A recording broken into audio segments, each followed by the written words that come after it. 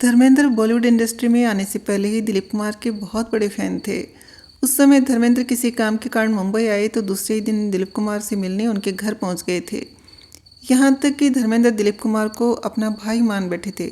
धर्मेंद्र ने दिलीप कुमार की autobiography Dilip Kumar the substance and the shadow में इस किस्से को याद किया, जहां उन्होंने बताया बात साल 1952 की है, जब वे लुधियाना में पढ़ाई कर रहे थे और किसी वजह से उनका मुंबई आना हुआ।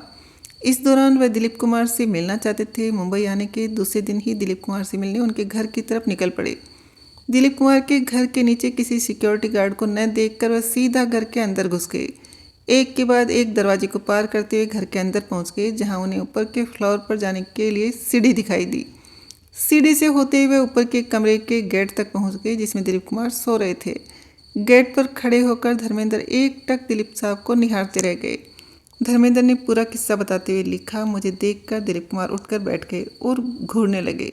यह देखकर वह काफ़ी हैरान हो गए कि उनके बेडरूम के दरवाजे पर एक अजनबी व्यक्ति खड़ा है। जहाँ तक मेरा सवाल है तो मैं अपनी आंखों पर विश्वास नहीं कर सका कि मेरे सामने दिलीप कुमार मेरे आइडल थे।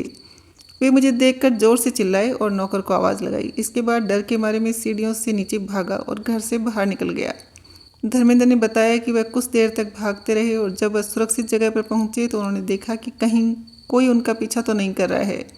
इसके बाद उन्होंने खुद से सवाल किया। उन्होंने लिखा, मुझे एहसास हुआ कि एक एक्टर की प्राइवेसी में दखल देकर मैंने कितनी लापरवाही का काम किया है। तो क्या हुआ, अगर गेट पर कोई चौकीदार नहीं था और घर में मुझे रोकने वाला कोई फैमिली मेम्बर नहीं था, मुझे इस तरह से घर में नहीं जाना चाहिए था।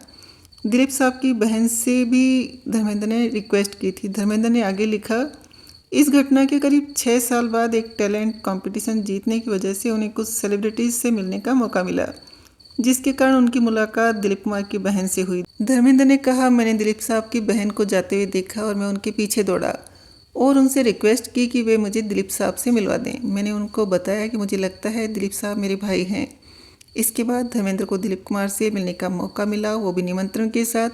उन्हें अपनी किस्मत पर खुद यकीन नहीं हो रहा था। धर्मेंद्र ने लिखा, जब मैं जा रहा था तो वह मुझे ऊपर अपने कमरे में ले गए और अपनी अलमारी से मुझे एक स्वेटर दिया, क्योंकि वहाँ थोड़ी ठंड थी और उन्होंने देखा कि मैंने सिर्फ एक पतली सी शर्ट पहनी हुई थी। उन्होंने मुझे गले लगाया और गेट तक मुझे छोड़ने के लिए आए थे।